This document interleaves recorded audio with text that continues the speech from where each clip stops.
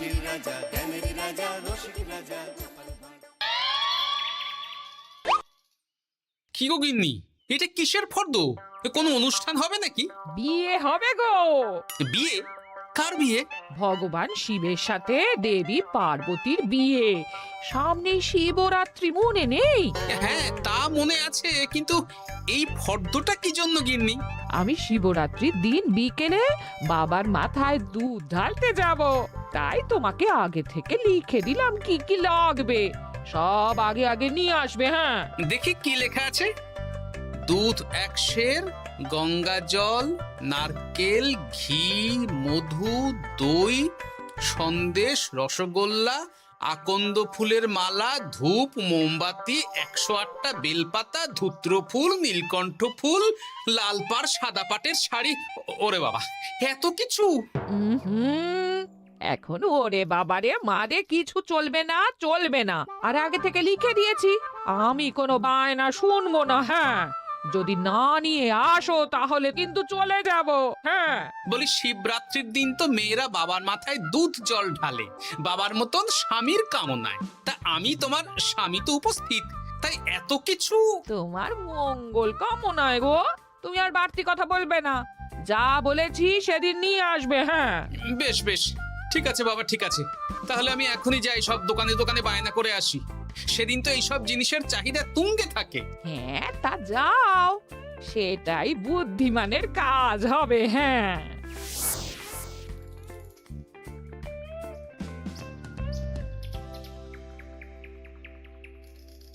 আরে এই তো পুটির বাবা, সকালে রাজসভায় গিয়েছিলে কিন্তু তেমন কোনো কথা হলো না। হ্যাঁ গোপাল দাদা, এখন কি যে করি। ঠিক আছে ঠিক আছে, আমি দেখছি কি ব্যবস্থা করা যায়, বুঝলে। ঠিক আছে গোপাল দাদা, একটু দেখো, বুঝতেই তো পারছো অভাবের সংসার। হ্যাঁ হ্যাঁ, কোনো চিন্তা করো না।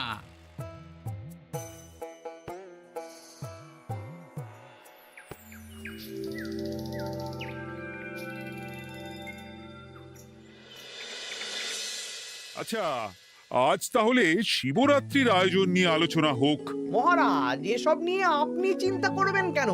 আরে আমার মতন একজন মন্ত্রী থাকতে আপনার মাথা ঘামানোর কোনো দরকারই নেই।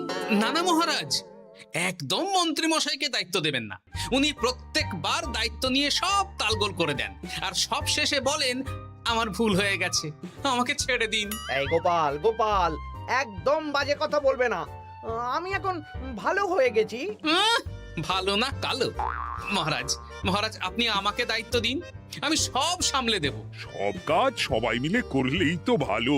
পুজো পাঠের দায়িত্ব আমার, বাকি আমি জানি না। সে ঠিক আছে, কিন্তু পুজোর জোগাড় অনেক দায়িত্ব, সব হিসেব করে কেনাকাটা করতে হয়। সবচেয়ে বড় ব্যাপার, তার জন্য সৎ হতে হয়। আমি কি অসৎ নাকি?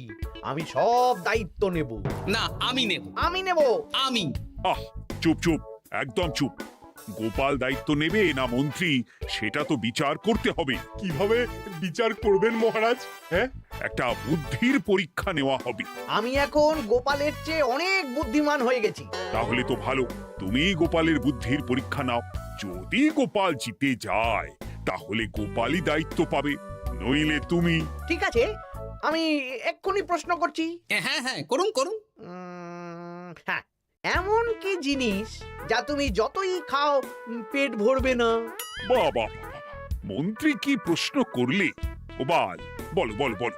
এবার জমবে মজা। বেশ, তাহলে বলি। হ্যাঁ, বলো বলো। উত্তর হলো বাতাস। যতই খাও পেট ভরে না। গোপালের কি বুদ্ধি! ও মন্ত্রী মশাই, এই গোপাল তো প্রথম দানেই বাজিমাত করে দিল। হ্যাঁ, প্রথমটা তো সহজ ছিল। ঠিক আছে, এতই যদি বুদ্ধিমান হও তাহলে আরেকটা পরীক্ষা দাও। হ্যাঁ মন্ত্রী, বলো। এবার আপনারা একটু অপেক্ষা করুন, আমি আসছি।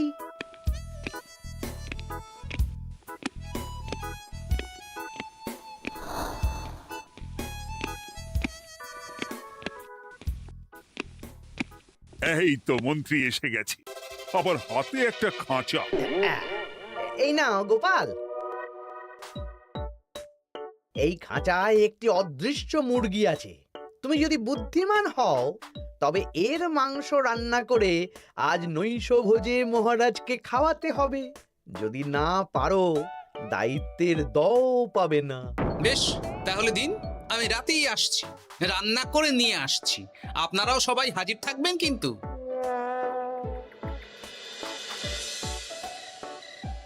এই সেরেছে, গোপাল যে এখনো এলো না। গোপাল নির্ঘাত ফেসেছে। এই তো চলে এসেছি। এ কি গোপাল, তুমি তো খালি হাতে। মাংসের ঝোল রেঁধেও এনেছি। কই গোপাল, অদৃশ্য মুরগির ঝোল কোথায়? হ্যাঁ, কোথায় গোপাল? আহা, মহারাজ, অমন সুস্বাদু মুরগি আমি আগে কখনো খাইনি। আমি সেটা রান্না করে রাজপ্রাসাদের প্রধান ফটকের বাইরে রেখে এসেছি। মস্করা হচ্ছে? চলুন তো গিয়ে দেখি। হ্যাঁ, চলো তো।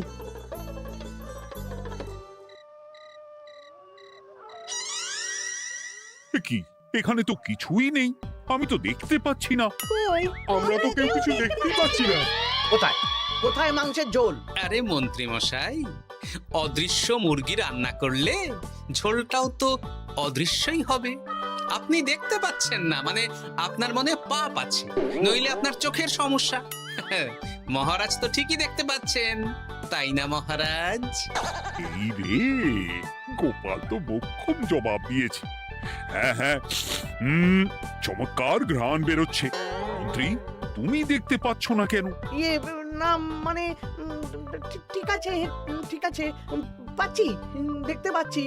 একটু ঝাপসা লাগছে, মনে হয় চোখ দেখাতে হবে। তার মানে গোপাল তো মন্ত্রী মশাইকে পরপর দুবার হারালো। আর একটা সুযোগ দিন মহারাজ, শেষ সুযোগ। বেশ, দিলাম। গোপালের কিন্তু বিশাল বুদ্ধি। মন্ত্রী, দেখো তো তুমি পারো কিনা, আর এটাই শেষ সুযোগ। মহারাজ, গোপাল যদি এতই বুদ্ধিমান হয়, তবে ও কি বলতে পারবে কাল ভোরে আমার মনে প্রথম কোন চিন্তাটা আসবে? এটা তো খুবই সহজ কথা। কাল ভোরে আপনার মনে প্রথম চিন্তা আসবে মহারাজ যেন দীর্ঘজীবী হন এবং রাজ্যের উন্নতি হোক। এই সেরেছে, এবার তো মহা ফাপড়ে পড়লাম। আমি যদি বলি না, এটা আমার চিন্তা ছিল না, তবে মহারাজের কাছে গর্দান যাবে। আর যদি বলি হ্যাঁ, তবে গোপালের বুদ্ধির কাছে আমাকে হার মানতে হবে। এই মন্ত্রী, বলো। হ্যাঁ, ঠিক বলেছ গোপাল, এটাই আমার চিন্তা ছিল। সাবাস গোপাল, সাবাস, কি তীক্ষ্ণ বুদ্ধি। তাহলে এই বুদ্ধির পরীক্ষায় বিজয়ী হলো গোপাল। জয় গোপালের জয়। তাহলে শিবরাত্রির পুজোর আয়োজনের দায়িত্ব এবার গোপালের। আমার আর কোনো চিন্তা রইল না। মহারাজ, গোপাল তো সব দায়িত্বই পেল, আমাকেও কিছু একটা দায়িত্ব দিন। আমিও একটা ঈশ্বরের সেবা করার সুযোগ চাই। আহ, তুমি তো হেরে গেলে। তাতে কি, ভালো কাজ করতে চাইছি, একটু সুযোগ দিন মহারাজ। বেশ, তাহলে তুমি গ্রামবাসীদের ভোগ প্রসাদ খাওয়ানোর দায়িত্বটা নাও। ধন্যবাদ মহারাজ। হ্যাঁ মন্ত্রী, মিলেমিশে কাজ করো, কিন্তু ঝামেলা করো না। না না, আমি সুষ্ঠুভাবে পালন করব। ঠিক আছে মন্ত্রী মশাই, তাহলে ওইটুকুই করুক, কিন্তু আমার কাজে কোনো বাধা দিতে আসবেন না। না না না, তোমার কাজে কোনো বাধা আসবে না। আমি ভোগ প্রসাদ বিতরণ, খাওয়া দাওয়া, এই সব ব্যাপারটা দেখব।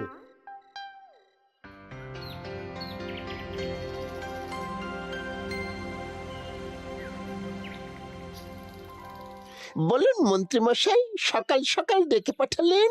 শোন বটা ঘটা, এবারে শিবরাত্রি উপলক্ষে যে ভোগ প্রসাদ জনগণের উদ্দেশ্যে বিতরণ হবে, তার পুরো দায়িত্বই আমার। তাতে কি, মহারাজ আয়োজন করেন আর সব রাজ্যবাসী বিনামূল্যে খেয়ে যান। সেই প্রথা এতদিন চালু ছিল, কিন্তু এবার একটু অন্যরকম হবে। কিরকম কিরকম? তোরা দুজন আমার নাম করে সব গরিব প্রজাদের কাছ থেকে ভোগ খাওয়ার জন্য চাঁদা তুলবি। শিব পুজোয় চাঁদা? হ্যাঁ দাদা, ইয়ে না মানে ঘটা, খুব সামান্য। বাড়ি আর দোকানগুলোয় যাবি আর মাথা পিছু 1 আনা করে তুলবি, কেমন? বেশ, তারপর বলবি ঢালাও খাওয়ানো হবে, এলাহি আয়োজন। আচ্ছা ঠিক আছে। তবে ভুল করেও কোনো রাজসভাসদদের বাড়ি থেকে বা মান্যিগণ্যি লোকের বাড়ি থেকে এই চাঁদা তুলিস না যেন। না না, বুঝতে পেরেছি, তুলবো না। হ্যাঁ, বলবি সারা রাত পুজো হবে, পরের দিন সকালে হবে প্রসাদ বিতরণ। কেমন?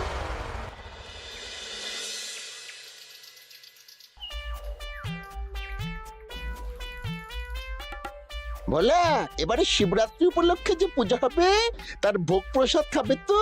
হ্যাঁ হ্যাঁ হ্যাঁ, নিশ্চয়ই নিশ্চয়ই। এবারে সব দায়িত্ব মন্ত্রী মশাইয়ের, এলাহি আয়োজন। তা তোমাদের বাড়িতে কতজন সদস্য? আমি আর আমার গিন্নি দুজন। তাহলে দুয়ানা দাও, এক আনা করে দুজন। হ্যাঁ, আবার অর্থ দিতে হচ্ছে। হ্যাঁ, এলাহি আয়োজন, তাই এই সামান্য অনুদান। আচ্ছা বেশ, এই নাও দুয়ানা। চিন্তা করো না ভোলা, এমন খাওয়ানো হবে না। রাতের বেলা শিব পুজো আর পরের দিন সকালে জীব পুজো।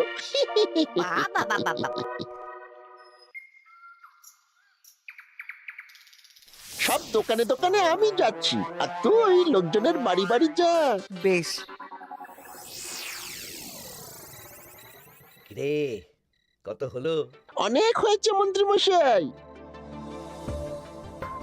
এই দেখুন।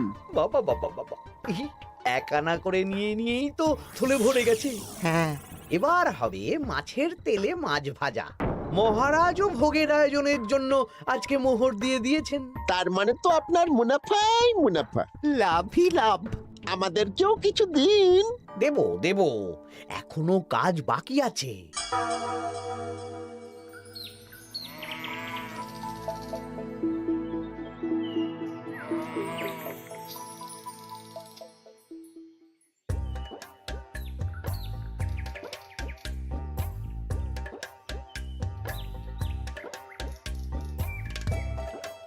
আরে আরে গোপাল দাদা যে, এত কিছু কি নিয়ে যাচ্ছ?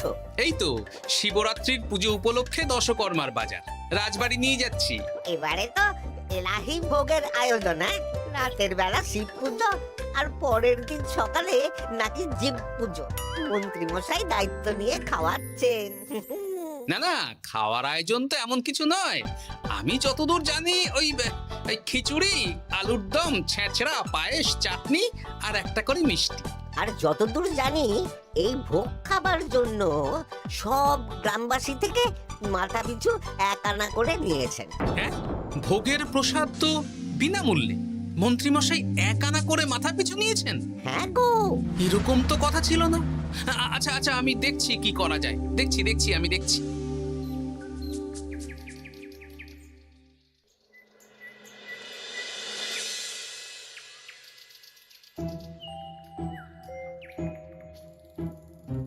ভায়া, বলছি তোমার কাছে মন্ত্রীমশাই এসেছিলেন? হ্যাঁ, চালের বায়না করে গেলেন। তা কি চালের বায়না করলেন? খুবই সাধারণ চাল, আমার দোকানে সবচেয়ে কম দামি চাল বলতে পারো।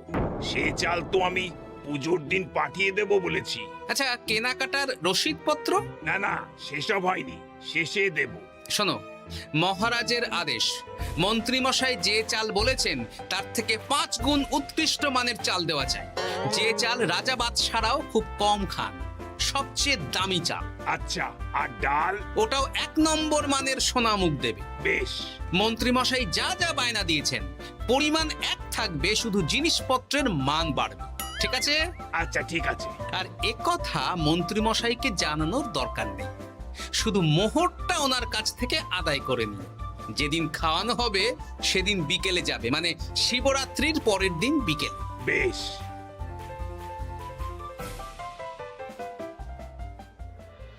নাও ধরো গিন্নি, যা যা বলেছিলে সব কিনে এনেছি। এবার আমি মন্দিরে গেলাম, কেমন? ঠিক আছে গো, তুমি কি ভালো। দীক্ষেতা, চললাম এখন ভিড় সামলাতে।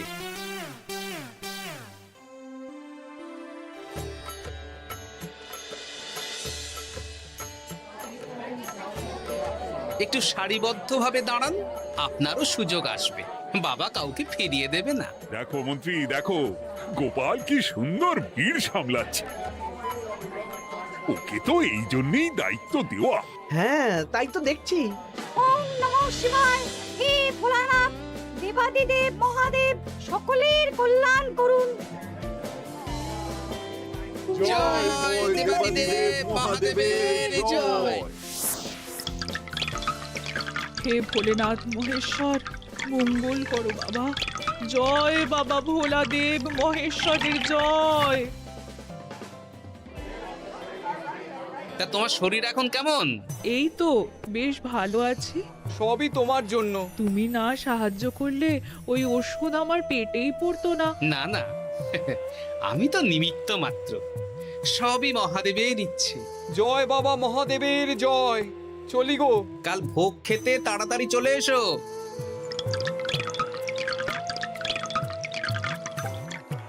জয় দেবাদিদেব মহাদেবের জয়।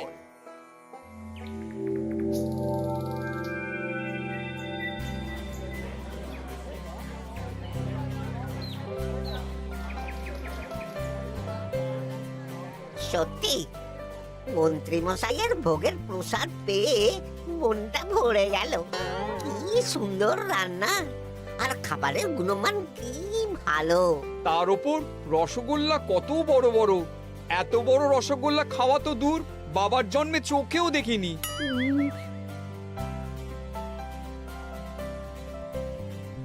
এই সেরেছে।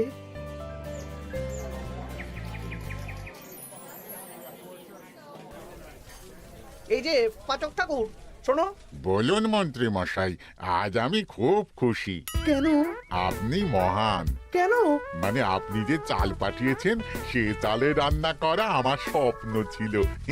কি গন্ধ, কি গুণমান, রাজা বাদশাদের চাল বলে কথা। আমি তো খুব সাধারণ মানের চাল দিতে বলেছিলাম, 30 আনা সের মূল্যের চাল। কেন, নবাব বাদশাদের ঘরে এই চালটা থাকে। তাই? কোথা থেকে এলো? কেন, চালের দোকান থেকে এসেছে। মিষ্টিও দারুণ, রসগোল্লা তো নয়, যেন যেন একেবারে বড় বড় রাজভোগ। কি আকার, কি গুণমান, কি স্বাদ। আহা, দেখুন দেখুন দেখুন। বাবা, ভোলা এত বড় রসগোল্লা দিয়েছে। ঠিক আছে, যা হচ্ছে হতে দে। আমি তো চিন্তায় পড়ে গেছি।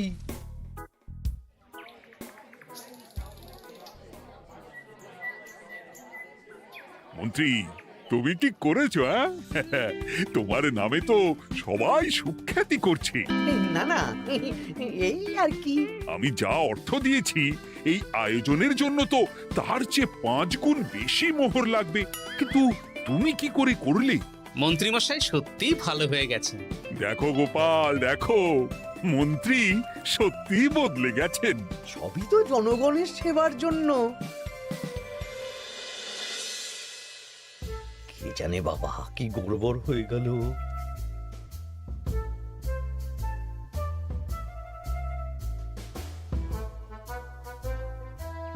মন্ত্রী মশাই, বকেয়া পাওনা নিতে এলাম। আপনার মোট হয়েছে চালের 350 মোহর, মুগ ডালের 250 মোহর, আর মশলাপাতি 100 মোহর। হ্যাঁ, বলো কি? মন্ত্রী মশাই, ওই আপনার মোট বকেয়া 300 মোহর। আর আমার এই 150 মোহর। হ্যাঁ, চলুন মহারাজ, একটু মন্ত্রীমশাইয়ের বাড়ির দিকে ঢু মেরে আসি। চল। চলুন, ওনাকে গিয়ে ধন্যবাদ জানিয়ে আসি। এই না না না, আরে আরে আমি কি করে দেব? আমি কি চন্দ্রমুখী আলু দিতে বলেছিলাম? আমি কি করে দেব? না না, ও আপনাকে দিতেই হবে। হ্যাঁ, কি বলছো মন্ত্রী? তুমি এত ভালো কাজ করেছো, এত বড় মুখ করে সকালে বললে যে সবই জনগণের সেবার জন্য। আরে আমি কিভাবে জানবো যে এত খরচ হয়ে যাবে? কেন মন্ত্রীমশাই, আপনি তো গ্রামবাসীদের থেকে অর্থ নিয়েছেন, মাথা পিছু 1 আনা করে। হ্যাঁ, মানে এসব তো কথা ছিল না। এই সেরেছে, গোপাল কি করে জেনে গেল? এসব কথা কি আর চাপা থাকে? আর সেই জন্যই তো আপনি ভালো মানের খাবার খাইয়েছেন। সত্যি তো, যে মানের খাবার খাওয়ানো হয়েছে তা কৃষ্ণনগর কেন, আশেপাশের কয়েকটা নগরের লোকও এই জিনিস চোখে দেখেনি। আর তাই তুমি অর্থ আদায় করেছো? ইয়ে না মানে আমি বুঝতে পারছি না আমার অনুমতি ছাড়া এগুলো হলো কি করে? মন্ত্রী মশাই, বকেয়া পাওনা দিন, নইলে খারাপ হয়ে যাবে বলে দিচ্ছি। হয়ে গেল, আমি ভিখারি হয়ে গেলাম।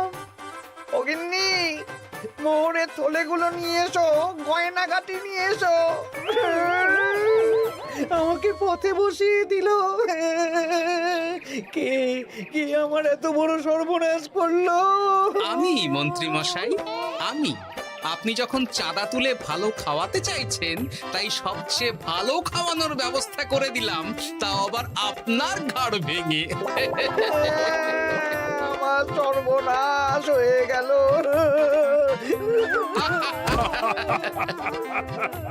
জয় মহাদেবের জয়।